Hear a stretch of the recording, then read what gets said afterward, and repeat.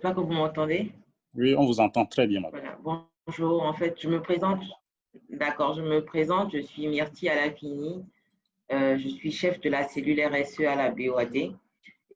Et pour commencer, en fait, ma présentation, je voudrais rappeler que nous sommes vraiment au début de notre démarche RSE.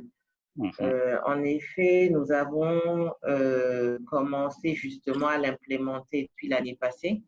mhm, Et donc, nous avons mené une étude en bonne et due forme qui a abouti à notre politique, mais aussi à notre stratégie RSE.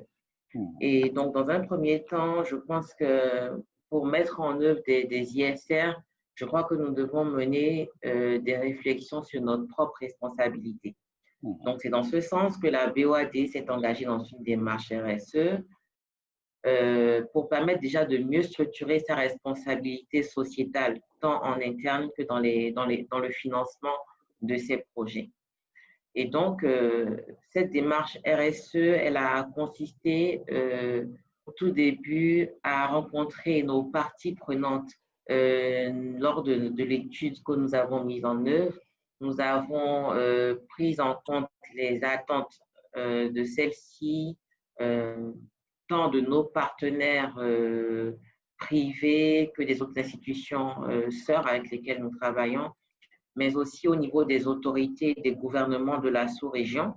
mhm, Et donc, la priorité qu'ils ont accordée à nos enjeux nous a permis d'élaborer notre matrice de matérialité.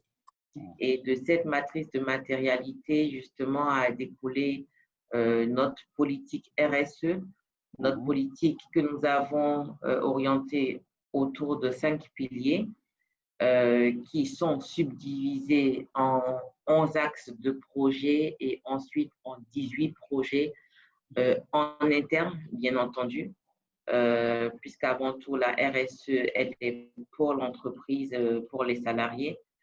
Et, et justement, ces 18 projets constituent notre stratégie RSE sur 4 ans.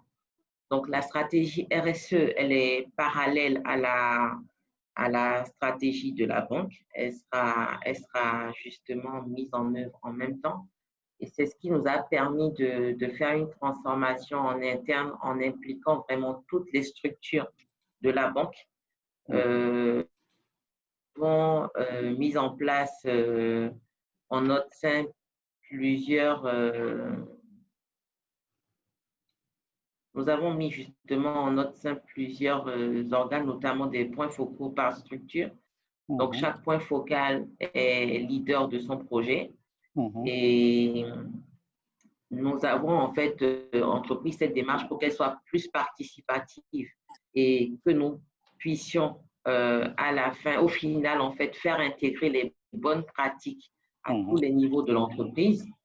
Et nous avons aussi mis en place un copil RSE qui assure en fait la mise en œuvre de cette stratégie. Donc, c'est pour vous dire qu'au niveau de la gouvernance, les autorités de la banque ont décidé de vraiment faire de la RSE un projet phare pour l'institution.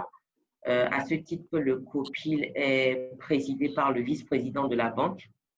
mhm. Et donc, notre démarche RSE euh, pour compléter notre rôle BOAD de Banque de développement dans la sous-région sera en fait d'accorder déjà une plus grande importance au dialogue avec nos parties prenantes Mhm, afin d'avoir un impact vraiment considérable sur notre écosystème.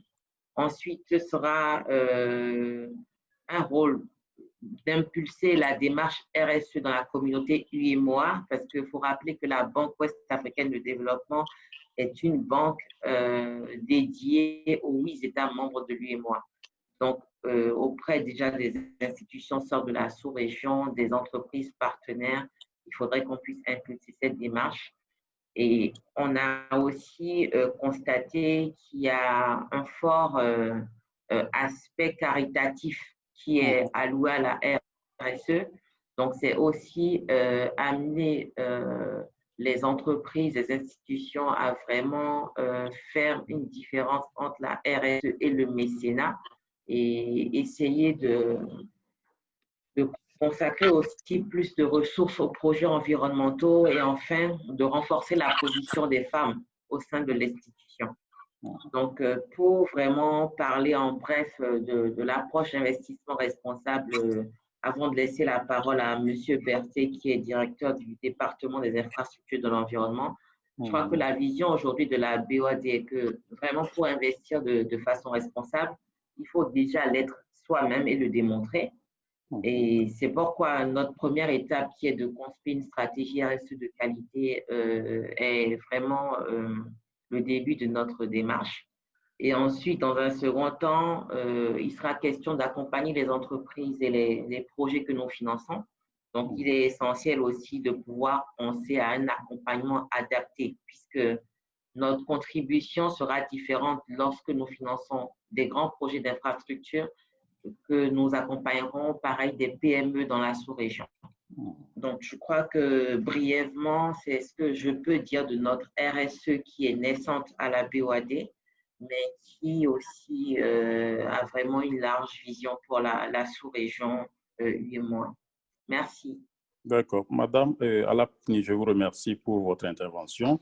Donc, j'ai juste une question à poser, surtout sur le mécanisme de fonctionnement de la RSE au niveau de la BOAD. C'est-à-dire, j'aimerais savoir si vous êtes aussi dans une orientation de partenariat privé-public, puisque vous êtes une institution représentant beaucoup plus qui veille aussi sur les besoins des États.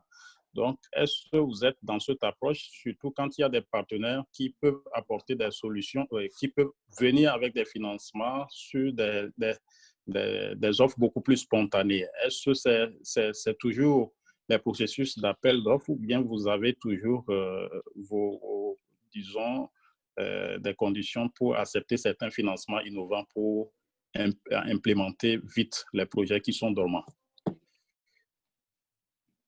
Bon, déjà, je crois que le mode de financement de projet de la banque est propre à l'institution.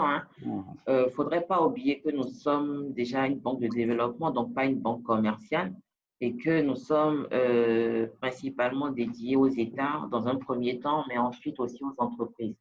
Maintenant, en termes de partenariat public-privé, je peux vous dire que nous avons une direction au sein de la banque qui est exclusivement chargée de tout ce qui est partenariat public-privé, notamment l'unité de gestion